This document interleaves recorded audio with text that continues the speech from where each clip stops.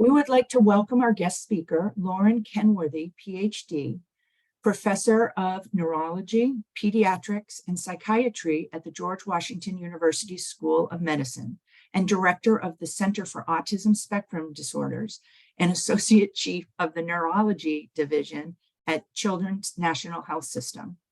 Dr. Kenworthy received her BA from Yale University and a PhD in clinical psychology from the University of Maryland. She completed internship and fellowship in pediatric neuropsychology at Boston Children's Hospital, Harvard Medical School, and Mount Washington Pediatric Hospital, Johns Hopkins University School of Medicine. Her research interests are in describing and treating the cognitive disabilities, particularly self-regulatory executive functions. She has partnered with educators and families within FCPS for years to evaluate and improve school-based unstuck and on-target interventions. She is also working closely with autistic self-advocates to describe the presentation of autism in girls and women. She is an author of more than 85 peer-reviewed publications, the Behavior Rating Inventory of Executive Function, and 4 books on executive functioning. At the end of this presentation, Dr. Kenworthy will ask questions posed by the audience. You may submit a question at any point in the presentation by using the chat feature in Zoom. Welcome, Dr. Kenworthy. Thank you so much. I'm really excited to be here, and I'm very grateful to all of you who've joined this talk on this gray, dark Saturday morning when maybe you might have rather lingered on the couch for a few extra minutes. But I'm really excited to talk to you about our work in collaboration with Fairfax County Public Schools on Unstuck and On Target, which is designed to improve executive functions, on-task and flexible behaviors in students. And, we're working to make it available for students from pre-K through high school. I do have a conflict of interest because Brooks Publishing, which publishes the Unstuck curriculums, does provide royalties to all the authors for their sale. And we've been very lucky to have lots of support for the work that we do, investigating and developing the Unstuck curriculum from a variety of federal funding agencies as well as private. So my goal today is to enhance your understanding of executive functions. I want to increase your understanding and of what they are and how you can enhance or improve them or support them. And the reason for that, my why, is that executive functions are fragile, so they can be disturbed in lots of us. And we can have bad executive function days, or we can have events in our brain or our development that mean that overall we struggle with executive functions. And they're also necessary. They're necessary for all kinds of outcomes that we as parents and teachers hope for the children that we work with. And they're teachable. So there's a lot of potential to make change here and to help kids get on developmental trajectories that are as positive as they can be. My plan for reaching this goal is first to talk about the importance of understanding executive function. And I use this abbreviation EF to refer to executive function, and to recognize when there are can'ts, things that are hard for kids that they need to learn, as opposed to won'ts, things that they might just be choosing not to do, and distinguish between those. And then my second step of my plan is to talk about the supports that executive functions that can help people with executive function challenges in schools and at home and elsewhere. So accommodations. And then my third part of my plan is to talk about how we can teach new executive function skills and to introduce parts of the executive function curriculum and vocabulary. And we'll see if I can get this all done and leave time for questions. I won't be able to tell if I've kept you awake, so my fingers are crossed on that regard. But at the end, we can check back and see if this worked.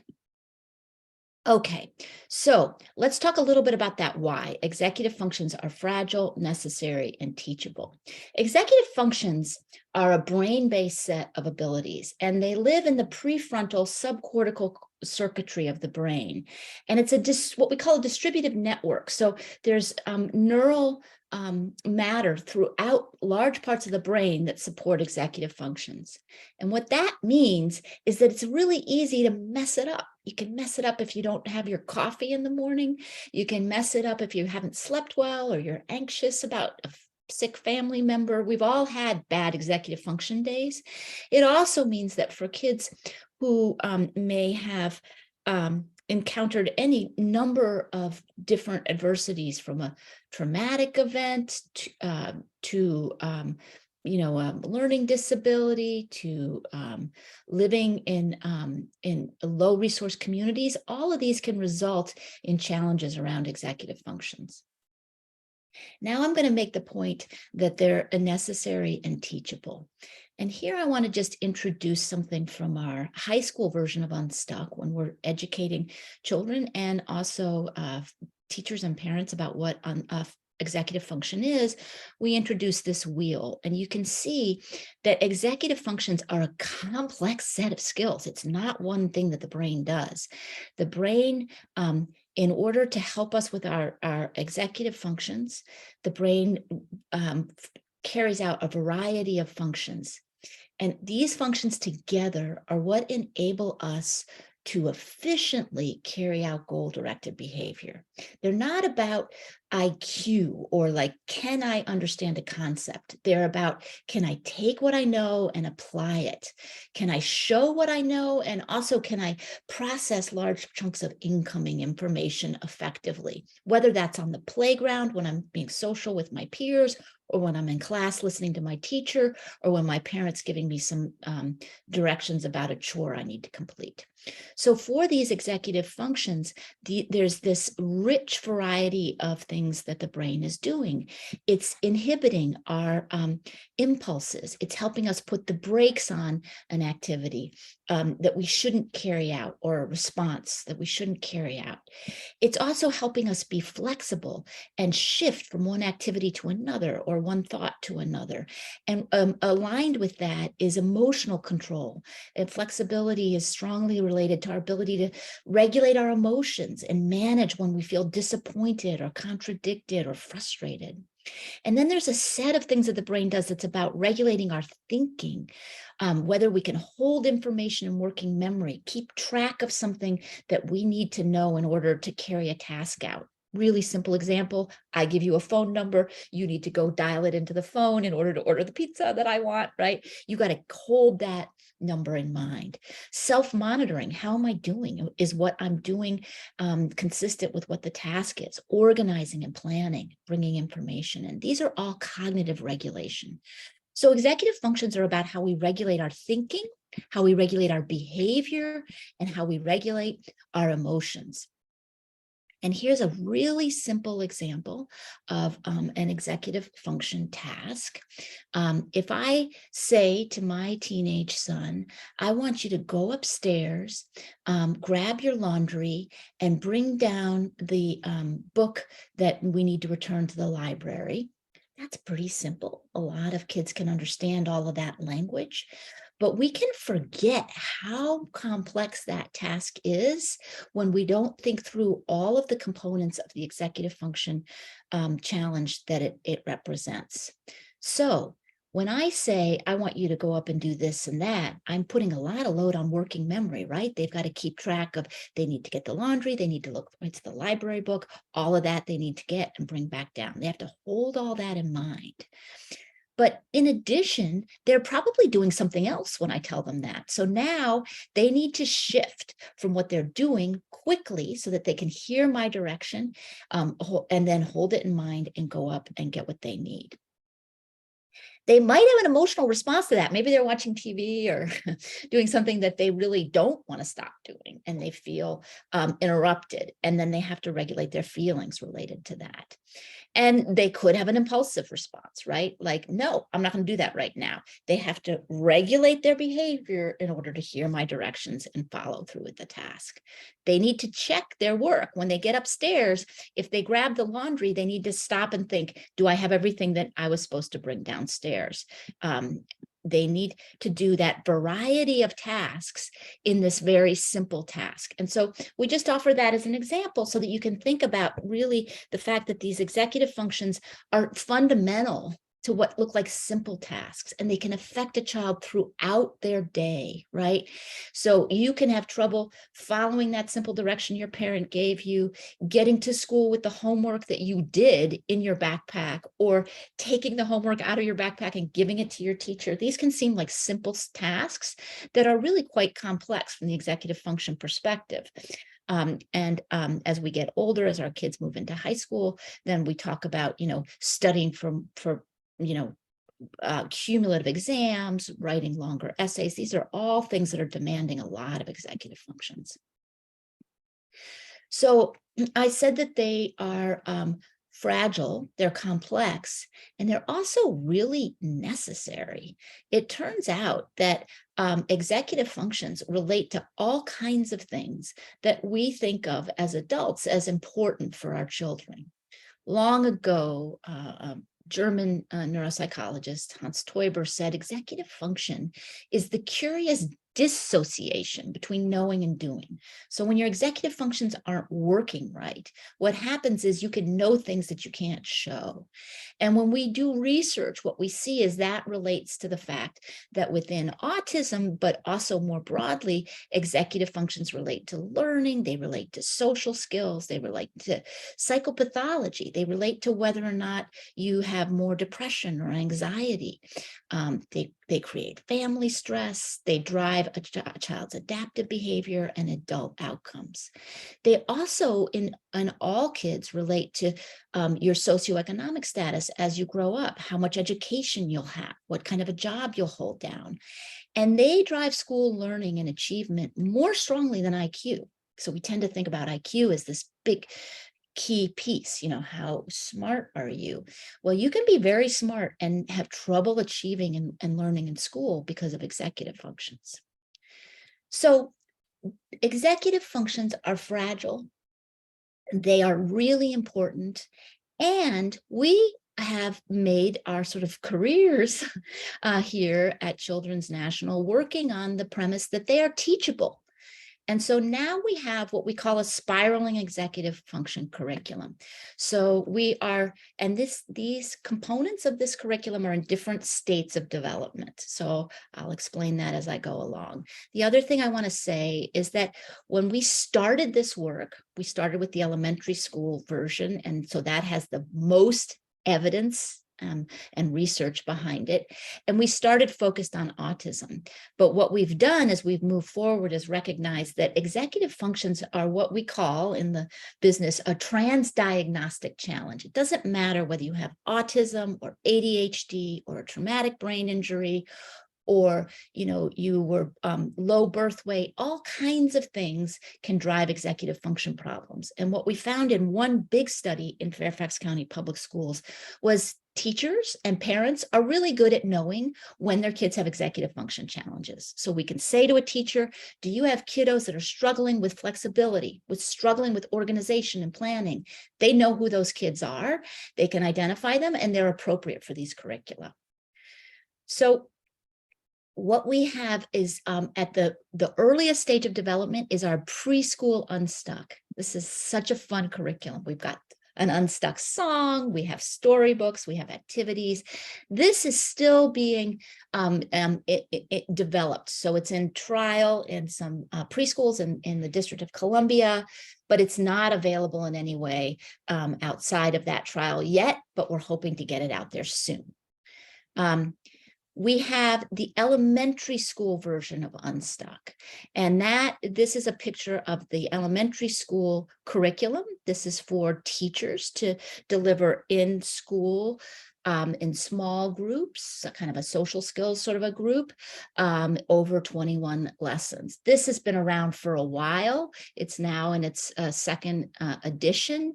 And I'm going to share with you some parent resources that go along with that. This takes some of these ideas about how to get unstuck and how to have a goal and plan, and it engages kids in lots of games, but also experiments. We're starting to move from kind of this being a completely sort of playful interchange to let's investigate this executive functions. What is this and how does it relate to me and how could it be useful to me? And then we move to the middle school version. And I'm really excited that this curriculum is actually available now for pre-order. You can get it if you go to Brooks Publishing or Amazon.com and sign up to pre-order it. I think it'll be shipped in the summer is what they're saying. And this shifts even further into helping kids think about what executive functions do for them. And we talk a lot about how it can build their power. And I'll show you more about that in a little bit. But also we do a lot of active planning because by middle school, kids have these bigger kinds of assignments and tasks, and planning becomes really important. And then we also have the high school version. And I'm going to talk a lot about the elementary and high school version during this talk, because those are two curricula that there's a lot of opportunity right now in Fairfax and in other districts in the area to really leverage some free resources we have coming out of Children's to bring these into your communities. The high school curriculum is where the whole strengths-based approach really comes to fruition, and we're able to work with kiddos to understand their own strengths as well as where they have challenges and how they can fix mismatches between their pattern of strengths and what exists, what the demands are in school or at home. And we really focus on self-advocacy because that's a huge skill for children that are preparing to leave that warm, soft cocoon of secondary school to go out into the world, whether it's the work world or college. All of these curricula are based in our Unstuck philosophy. They just adapt the Unstuck philosophy for different age levels. And I'm going to explain that philosophy to you now. Fundamentally, we believe you have to understand executive functions before you can support them, and you have to support them before you can teach them. We think it's essential to take a strengths-based approach to small people as they develop. We all work better when we work towards our strengths, and that's true of kids just as everyone else. And we're fundamentally recognizing the relationship between these executive functions and emotional regulation and coping. So each of these interventions provide components that target regulation and coping with emotions. And all of them share this common self-regulatory vocabulary. So unstuck, flexible, big picture, these are words that you'll hear throughout these curricula. And I just want to make the point that executive functions and social emotional developing are completely intertwined in the brain and in development. And for that reason, Unstuck maps directly onto the social emotional learning standards that have come out of the Virginia Department of Education, and in fact are used broadly across many states. And I just say this because, you know, we've had a hard couple years, and I didn't need what I learned about the fundamental importance of schools and routines for kids to develop their emotional regulatory skills was profound in the context of COVID. It was so hard on so many kids to be out of school, and also to have, you know, parents who were struggling with all that we were struggling with as parents. So this is a time when we're really sensitive to the social emotional needs of kids. And I think it's important to recognize that this is one way that you can address those needs. So I made the claim that executive functions are teachable, and I'm just going to show you two little bits of evidence about this. But these come largely from schools within Fairfax and Arlington counties. And these are from trials that we've run that are what we call well-controlled trials. So we're comparing two different interventions. We have the people studying the intervention don't know which intervention the kids are getting, so it's blinded or masked as you want. It's randomized. It sort of meets the high standards for good research into this cognitive behavioral intervention technique. And this graph shows you an example from the elementary school trial when we compared Unstuck to Jed Baker's social skills intervention.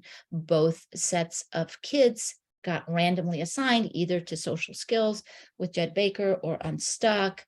The teachers, the kids, the parents got equal doses of training and an equal number of group sessions.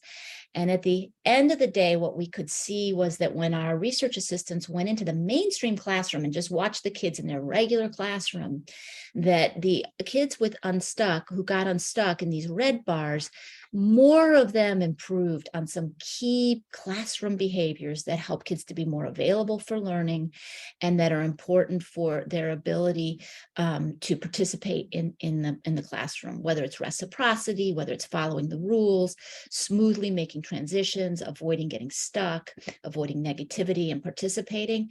Unstuck was more effective at improving those behaviors when we compared kids before the treatment to after.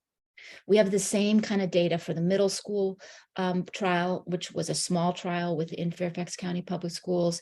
And here you can see it for the first trial of the high school Unstuck, which was, again, a pilot trial where we had students who got treatment as usual in this yellow line versus students who got unstuck. And again, those classroom behaviors that are listed over here were observed by masked researchers before the intervention and then again after. And you can see what a significant improvement we saw in the kids who got unstuck. So that's two examples. I could show you others. As I said, we don't yet have the data on preschool, but for elementary, middle, and high school, these interventions, we have evidence that they work, that these skills are teachable, and they're teachable by teachers and they're teachable by parents, right? So all of our interventions are curricula that are designed for teachers to give in small groups at school, but they come with materials for parents. And that combination of materials we've found can be used with what we call fidelity or delivered accurately and effectively by all kinds of school staff and parents. And that's really exciting to us. So that was my why. And now what I want to dive in with is the plan. I want to talk some about understanding and recognizing executive function challenges. And then we'll talk about supports and teaching. But my first point here, and this is true of all levels of our curriculum from preschool on up, is that we can't intervene to support and improve executive functions if we don't understand what's going on with the child. And in fact, that process of understanding, this can be one of the most important aspects of the intervention. This is part of improving executive functions, is understanding what's going on. Then once we do that, we can think about supports or accommodations. And then we can, after we've got those supports or accommodations in place, we talk about teaching new skills. Just a really simplistic example. If you had a child in a wheelchair and you saw that they weren't benefiting from their school, you'd need to first stop and understand, where is that creating challenges? And then when you looked at that, you'd think, what are the supports that child needs? If there's no ramp up the steps to the school, then we need to understand that if you're in a wheelchair, then you have challenges with stairs, and we've got to accommodate and support that with a ramp before we start to try to ask that kid to learn new skills. So what do I mean by this understanding? One of the things that is a real risk with executive functions challenges, because they affect us across such a wide range of tasks, like I said earlier, is that a lot of us, myself included, I've studied these for decades, can misinterpret a behavior. We can see something that looks like a won't, could be what looks like a stubborn behavior, not listening behavior, laziness. They can do something if they want to, but not otherwise. We can think of that somebody might be procrastinating, that they just refuse to put their good ideas down on paper, that they're sloppy, that they won't control themselves, or that they're spacey and don't listen. All of these are won't behaviors. And I have raised 3 boys with ADHD, and I can tell you, I know very well that there are students and children who have won'ts, just like I have won'ts. There are times I'm just being stubborn. But the first thing that we want to do is open up this question and have this experiment in our mind. Is that behavior that I'm seeing that looks like stubbornness, that looks like sloppiness, could that be driven by an underlying executive function challenge where it's cognitively difficult for a person to be flexible, where they're not cognitively skilled in self-monitoring? And the reason that that's valuable is because if we recognize a can't, then we can think about what supports need to be put in place. And also, how do we teach a skill so that that can't becomes a can? This isn't forever a can't. It's just recognizing that at this moment, this is a situation that needs some support and intervention. So again, think about a simple example, a child with a reading disability. We can say, you're not trying to read. You don't go out to recess until you finish reading this paragraph. We can take a won't approach. But if that child is having trouble breaking words down into sound units, if they don't know that cat is at, then we need to recognize that there's a can't in there, and we're going to teach them that skill and also support their reading techniques before we hold them responsible for that behavior. I just want to play you a quick video from an autistic self-advocate. She runs the Autistic Self-Advocacy Network about this difference between can't and won't. One of the really important things that I needed to learn very early was that there are things that I can't do.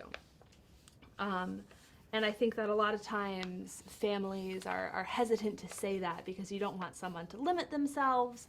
And certainly people with disabilities often have limits placed on us because of what other people assume we can't do. So you want to avoid that.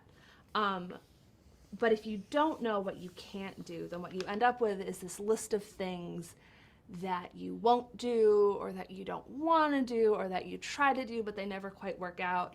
And it can feel like there's something wrong with you, and if you just tried harder or if you were just better, you would be able to do them.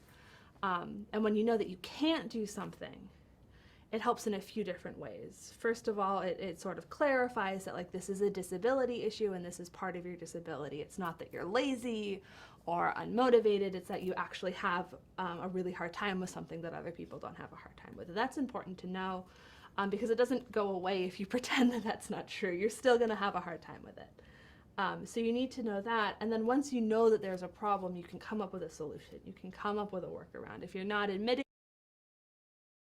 I just really love the way she talks, and there's several videos from her in an online program we developed to train parents.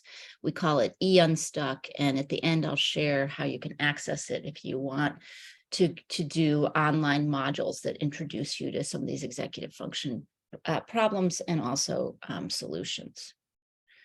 So let's just spend a minute pausing and thinking about understanding executive functions.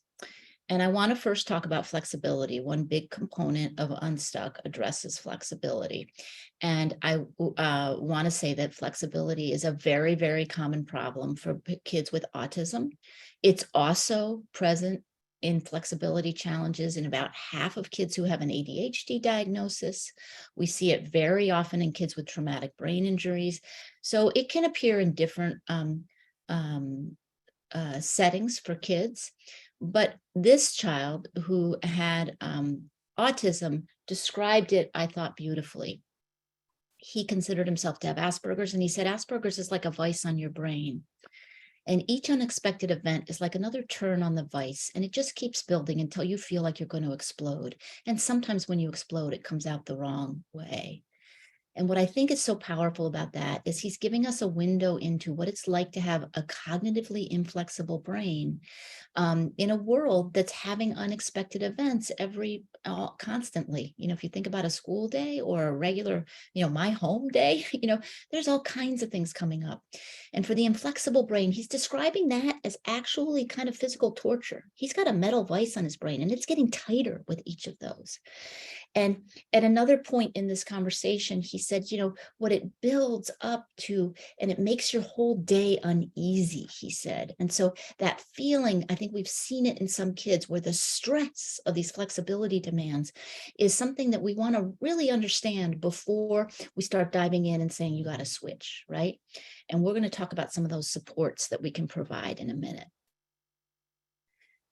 What does cognitive inflexibility look like in kids? What are the can'ts that might look like won'ts? Can look like a person who's not good at accepting feedback, who won't entertain different ideas, who doesn't transition, struggles to handle frustration. Some kids won't start what they don't want to do. Some kids really struggle to stop a meltdown or stop doing something they've been told to stop. These are all behaviors that are frankly annoying, can get on one's last nerve, but they also can be indicative of an underlying flexibility problem. And so when you see them, that's when you can start to think about that experiment. How can I support this person a little more to see if this behavior goes away? If it improves with support, then it's probably not just a plain old won't, right? If it requires you to provide a reward, that might be more of a want. We want to recognize that the inflexible brain also has important strengths. Less flexibility can drive the development of deep data sets, expertise in areas of interest, persistence, reliability, loyalty. And also, and I learned this from an autistic self-advocate, Ari Naiman, inflexibility can be really adaptive. If you have trouble with unexpected overloading events, if you tend to get overwhelmed at that moment, and then you may be particularly inappropriate, you might get impulsive, you might get very anxious, then you need to protect yourself from that. And the way you do that is by saying, no, I will not go eat lunch in the lunchroom. It is overwhelming to me in there. And if I go in there, then I will probably, do something inappropriate with another kid, or maybe I won't be in any shape to learn after lunch when I get to my class. I want to talk a little bit about those organization and integration strengths, because that's another part of autism. That's another part of executive function. This is a challenge, organization and integration problems we see in kids with ADHD all the time. Again, traumatic brain injury, prematurity, these are common challenges for kids. And one way, I'm trained as a neuropsychologist. So one way that I learn about the brain is people bring their children to me and I get to spend some time with them in my office, sort of learning about how they learn. Unfortunately, my office is nothing like the real world. It's quiet. There's one adult supporting the one child through the tasks. So I have to come up with tricky ways to try to figure out what are the challenges that might be relevant to the child in that, third grade classroom, in that middle school gym class, in that high school lunchroom, where there's a lot going on, where there's a lot of different kinds of challenges and information that a person has to process all at once.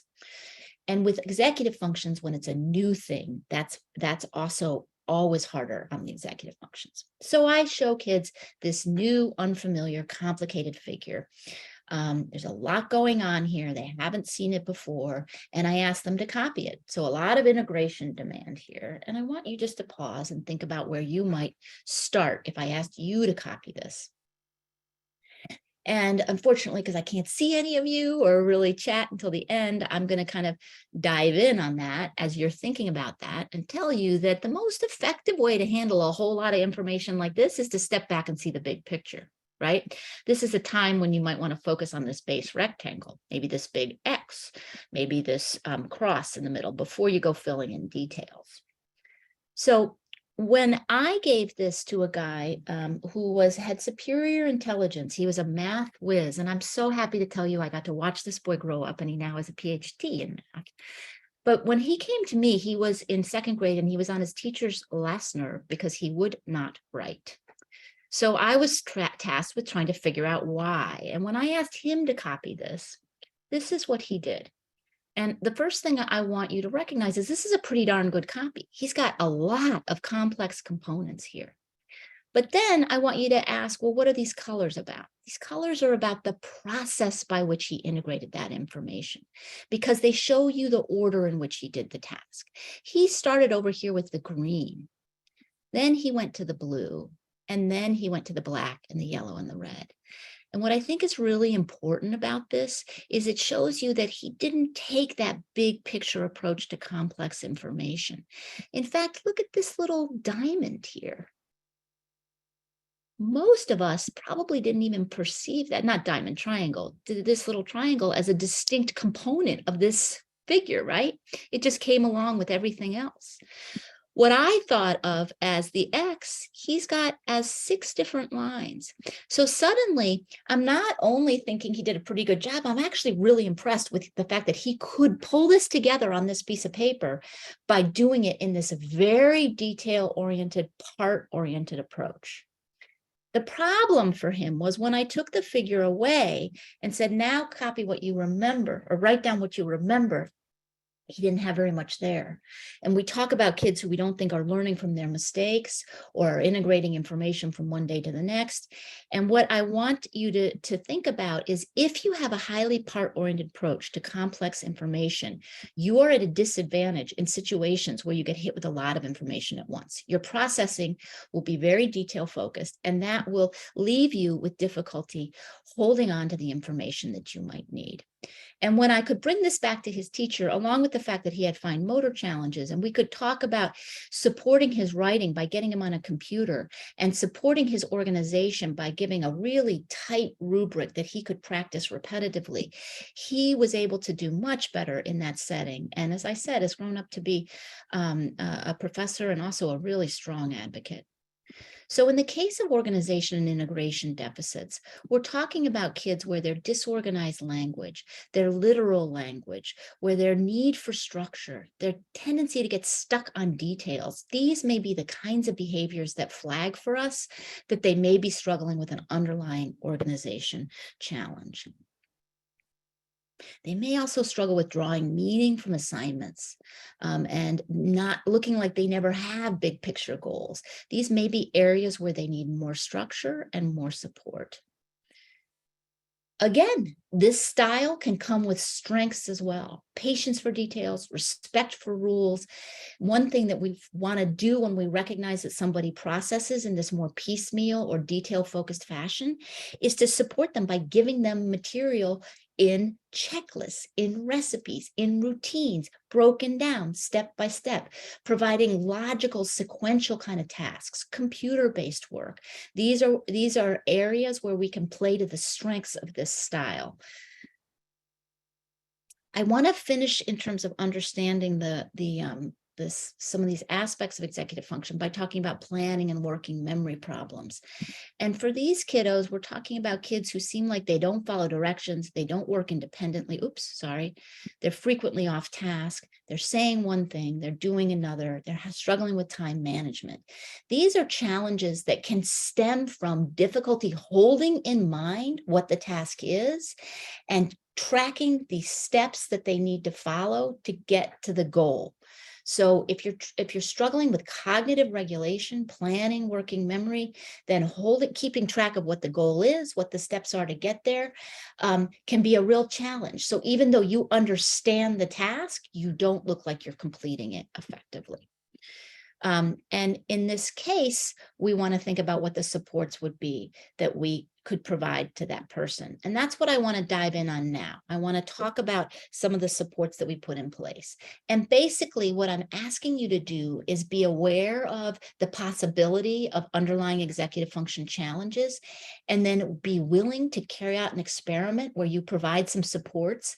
And if that behavior that you're troubled by improves, then that gives you data that there's an underlying executive challenge that needs those supports before you can teach that person how to overcome that challenge. So now we're moving from understanding to what are those accommodations and supports. And I want to be very clear, Unstuck, we are committed to the notion that you are going to accommodate and support before you remediate. It's the right thing to do. Access is a civil right. These are wonderful brains, whether they're autistic brains like Temple Grandin's, or we think Leonardo da Vinci probably had ADHD. We want access to their ability to help us problem solve. They have the right to access information, just like the wheelchair folks have the right to that ramp. The second reason that we need to support and accommodate before we remediate is overwhelmed people don't learn very well. None of us do. You can think about your moment when you've spilled the coffee on the document you just printed out and the phone's ringing and you're late. It's like you're not in a position to learn well. So I'm just going to go really quickly through 4 basic kinds of accommodations: keeping it positive, predictability and structure, breaking it down, and talking less and writing more. This is a huge challenge for us parents. So listen carefully, parents, when we get to that one. But what do I mean by overwhelmed people can't learn?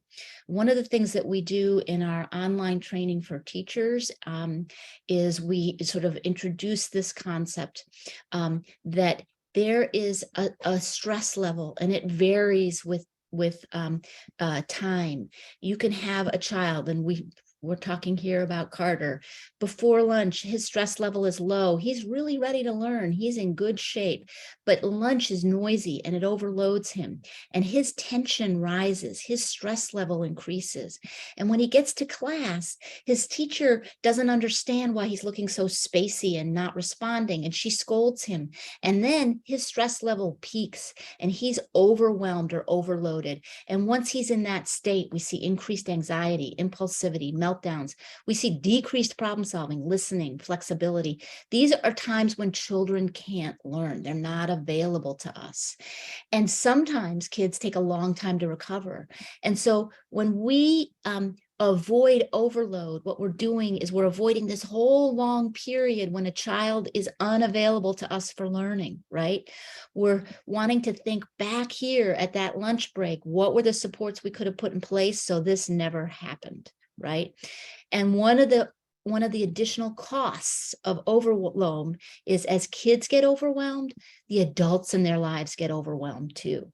We respond to what we see in kids, and so this is stressful for all of us. So overload is costly, and that means that the time it takes to put supports in place is really worth it. Keeping it positive is very simply explained and really hard to do.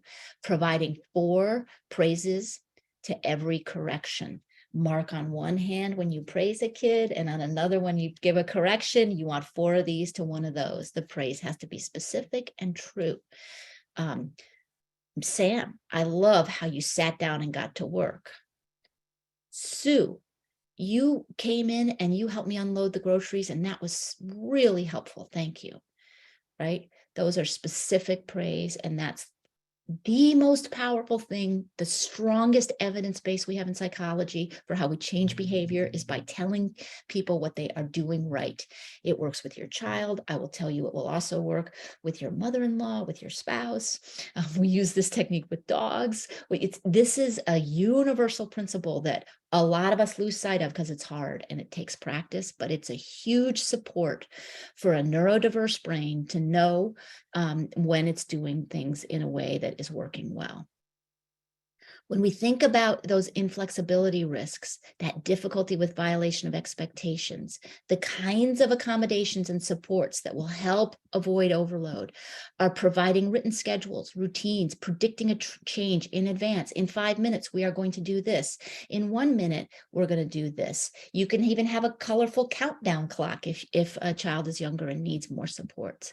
Being a flexible adult is a powerful tool for helping the inflexible child manage, right? Remember that vice. When are the times when I don't have to ask you to be flexible as a child because it's too stressful?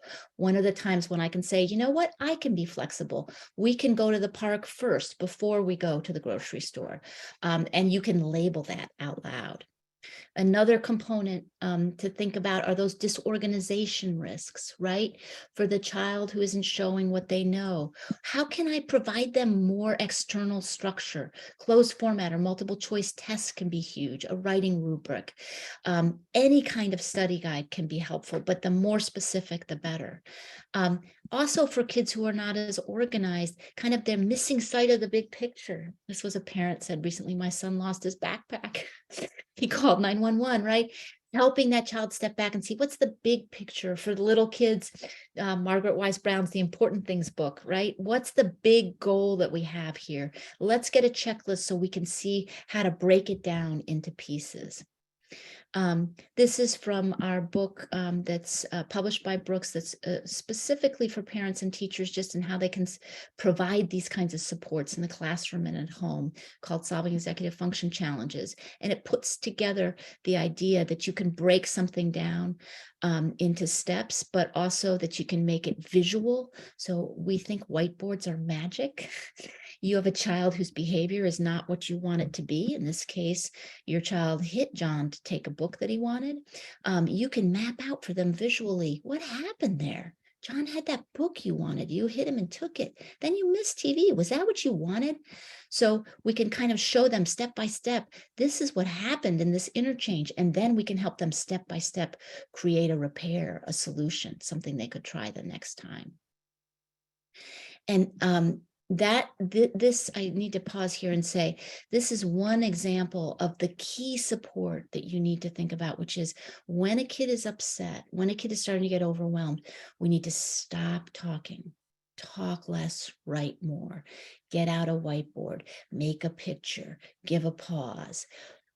We as adults, we want to dive in and support a child, and we do that often by talking about what could happen next.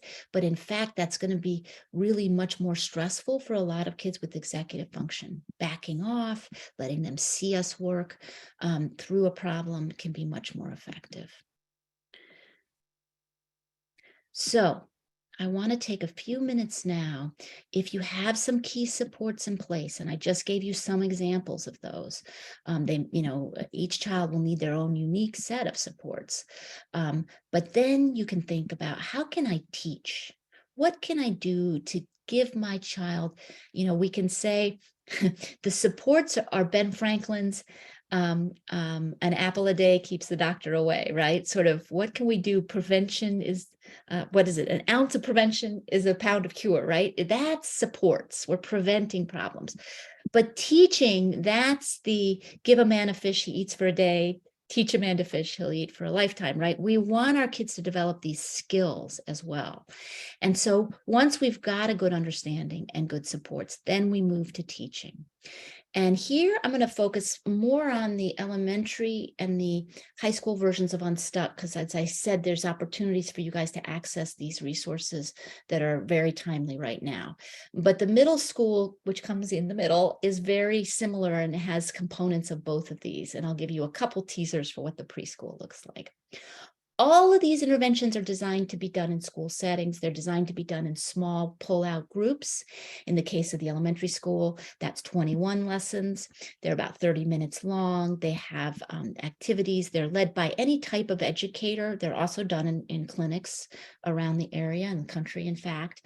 But we find special educators are great at this, as well as others. We have companion materials in Spanish and English for mainstream for parents, and also for mainstream teachers. We want these skills to generalize. And so that's what that looks like. At the elementary school, we start with foundational skills, and I'm going to talk about those in a minute. We do a lot of cognitive behavioral work on what flexibility is, what goals are, why you'd want to have goals, and why you'd want to be flexible. By the time we get to the high school curriculum, we've got 25 small group lessons, and we're following that same pattern. It's just that we're now getting much more complex in terms of helping kids build planning skills, and also building self-advocacy skills. So at the high school level, we do the same foundational work. Actually, we've got the feelings target is the way that we help kids start to think about being aware of their emotions. Am I at a 1? Am I just great? Or am I at a 5 where I'm really upset? And this is language that becomes contagious. So you'll hear kids on the playground saying, whoa, I think I'm at a 4, or you look like you might be getting at a 3. How can we get you down to a 2? It's this idea that I can recognize what my emotions are, and then I can learn some simple coping strategies, which we teach. And then I have the power to help myself feel less upset. And we do that in the high school as well as the elementary and the middle school. But what happens by the time you get to high school is we're bringing in more complex ideas around motivation, as well as really using flexible thinking to help yourself get less stressed, as well as basic coping strategies to help yourself be more flexible in your feelings. As I said, at the high school level, we're teaching explicitly, how do I advocate for myself? How do I share with a teacher or an employer or somebody else? My goal is to do this. I want to do well in your class. I'm struggling with the fluorescent lights in your class. Can you help me by dimming some of them? Or I'm struggling with these essay questions. Can you help me with a rubric? We're teaching explicitly this formula for how you can advocate for yourself. For the little kids, we're working on things like just helping them think about the facts of life. What for all of us, it is a fact of life that not everything we want is always possible. That can be a revelation to a 3rd grader, right? Like, oh, it isn't just this teacher that's being mean to me or this unreasonable parent. This is kind of a fact of life, that sometimes things don't go the way I want. And then it's actually to my advantage to be flexible. I can be stuck and get nothing, or I can be flexible and then I might get something of what I want. At the core of all of these interventions is this self-regulatory vocabulary, and this develops as a common language. And it's so exciting when you can see this kind of take over a school. Here's a Virginia educator who said it really clicked with her students, to have the strategies, and then she just can prompt with the words. And that's the idea. We want a couple words that a person memorizes and practices in group and has fun with, that we then all refer back to at a time when that child might be having a challenge, when they need to regulate their thinking or their feelings or their behavior. We can just say, oh, could we be flexible here? As opposed to, I really need you to calm down because blah, blah, blah, blah, blah, right? That's what we're trying to avoid. So this vocabulary that carries through the different levels of Unstuck, from preschool, where we talk about being flexible, and we have this song that the kids sing at the beginning about how it's fun to be flexible, through high school, where compromise gets much more complex. The goal, why, plan, do, check is introduced in the elementary school curriculum. At preschool, I'll show you what it looks like. But these scripts are used in different ways. So here's an example from the middle school curriculum, right? So here we're trying to help kids think about, middle schoolers are interested in having a little more power in their lives. A lot of them are altruistic. They want to make the world better. They want power to make the world better. They also want power for what they want. So we're talking about how they can increase their power by using plan Bs, by compromising, by not getting stuck on a detail, using this language and putting it in the context of something that motivates them, that they want. When we get to goal, why, plan, do, check, at each of the lessons at the elementary school is organized around a goal, why, plan, do, check. So the kids just naturally start to hear this language, and they hear the teacher saying, my goal is this, my plan is this. Oh, my plan A didn't work. I need a plan B. Let's check that plan. When you get to high school, the kids are actively doing their own plans.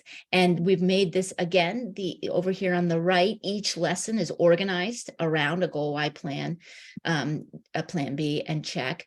But we're having the kids create their own plans, and we're giving them a lot of structure around having a SMART goal and a plan, where they think about who might need to be involved in their plan, when would they do it, what would they do it, and where. I just wanted to give you an example from the preschool. This is what this looks like at the preschool level. They have today's plan, right? And the plan is very consistent because we know that the routine is helpful. So, the plan is we're going to have the welcome song, and then they have these wonderful array of stories, a lot of elephant and piggy stories that have a theme, like here, monkey comes down, time to move. Then they always play and they have a goodbye song.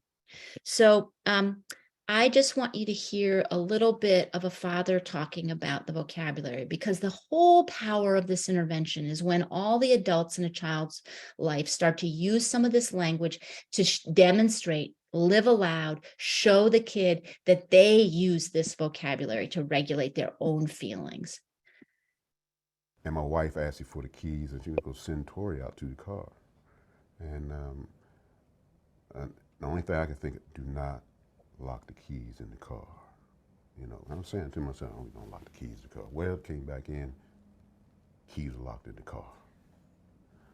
So immediately, there was nothing else in the instruction that I really wanted to listen to now. Now I'm in self-preservation mode, and you know, how I'm gonna get these keys out the car. I'm way up here in Potomac, Maryland. So I was stuck. And but our wonderful facilitator, Monica, you know, she had AAA, and they came very fast, and keys were, you know, we retrieved the keys, locked up the car, came back, and I think the very first thing it said is, "I'm not stuck. I'm unstuck." And you know, I really appreciated that, you know, because I believe it gave me a sense of what my child is dealing with. And so I wish I could show you more of these examples, but we're running out of time, and I want you to have a chance to ask some questions. I just want to make a little bit of a pitch for the fact that the high school version of Unstuck is in a trial next year. It's an active trial, and for schools that participate anywhere in the DC metro area, high schools can participate.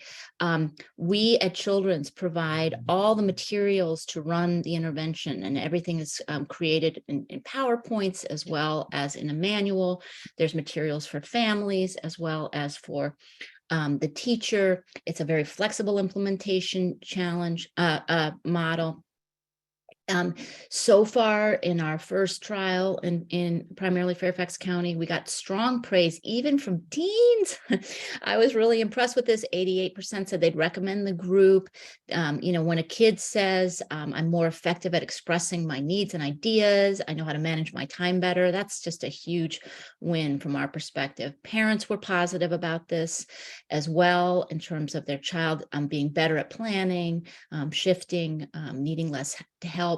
And teachers had a really positive response too. So I just want to draw your attention to this email at the bottom of the page. If anybody needs help accessing this later, please reach out to the organizers, and I will be sure to link you to Juliana McKenna, JMMCKENNA at childrensnational.org.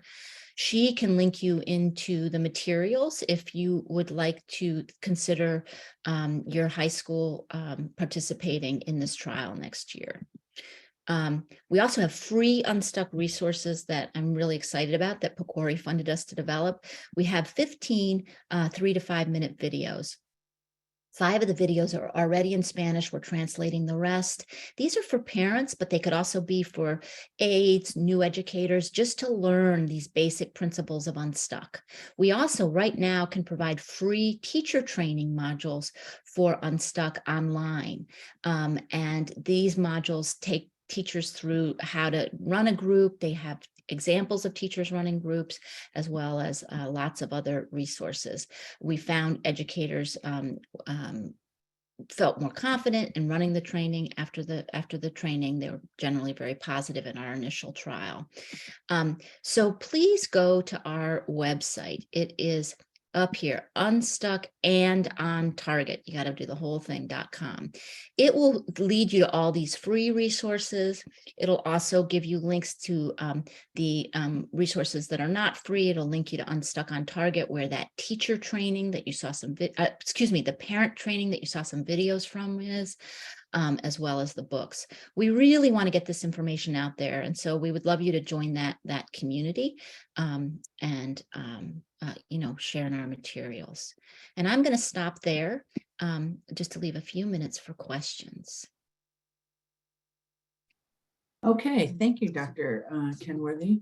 How would this work for students that are minimally verbal or not yet verbal? And then another question is, what about for children with intellectual disabilities? How would this work? So those are the two areas that we have not yet developed a curriculum. What we have is teachers and parents adapting some of the materials.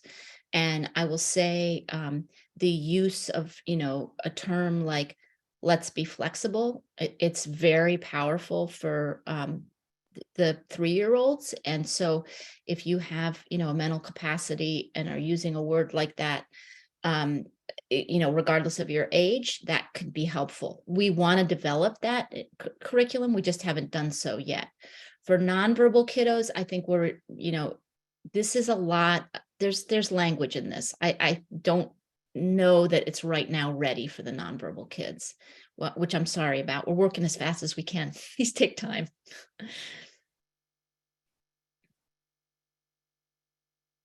Okay. Thank you, Dr. Kenworthy, for speaking today. I just have a question for you. We have a lot of really good questions in the question chat. Is there a way that I could send you them and then you could just write a little blurb answering them so we can make sure that our families get their questions answered? Is that okay? Absolutely. I'm very happy to do that. So to the participants here, we aren't getting, we're done for the day. If anyone is interested in contacting Dr. Kenworthy, please see her contact information that was on the slide, but I will send her all of your questions and then send out with the link. Okay, so thank you everyone and have a good day. Thank you for coming.